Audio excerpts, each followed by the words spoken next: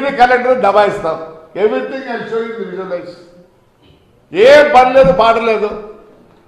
మాది ఫిబ్రవరి 28 జరిగితే మార్చి 1వ తేదీ 78 మంది స్టూడెంట్స్ టూర్కి వచ్చి యాక్సిడెంట్ అయింది ఒంగోలులో బస్సు. మరి ఆ పొద్దు రాలేదు. చెప్తేనే యు ఆర్ ఫేడింగ్ అవుట్. ఆ ఫేడ్ అవుట్ అవుతున్నావు కాబట్టి నువ్వు మళ్ళీ ప్రజల్లోకి రావాలనుకుంటున్నావు. అదేం అసంభవం. ఇంకా మా దేవాదాయ మినిస్టర్ ఆనంద్ గురించి మాట్లాడతారు. ఓ రోజక్క,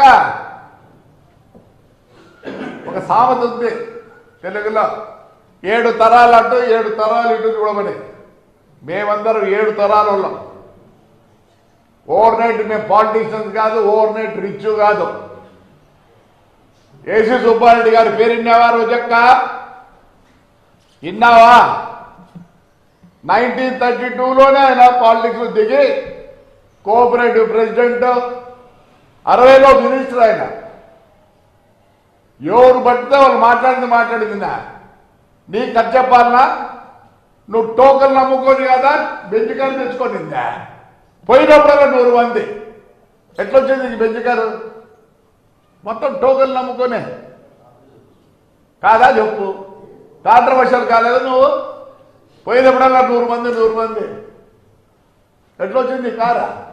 నీ కథ చెప్పాలంటే చాలా ఉంది. దయచేసి బౌన్స్ కేసులు అనంతపురంలోనే, ఏడా కాదు ఈ కోర్టులోనే. ఎందుకు మార్కో? చంద్రబాబు నాయుడు పుణ్యాలు నువ్వు రాజకీయంలోకి వచ్చినావు. నీ నోరు ఉందని ఇష్టం మాట్లాడతావా?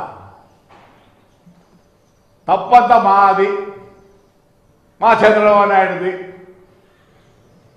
ఏమన్నా గాలికి వదిలిపెట్టినారు వాళ్ళని.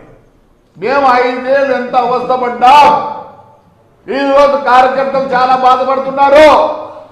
డబ్బులు కావాలని కాదు, ఇంకోటి కాదు.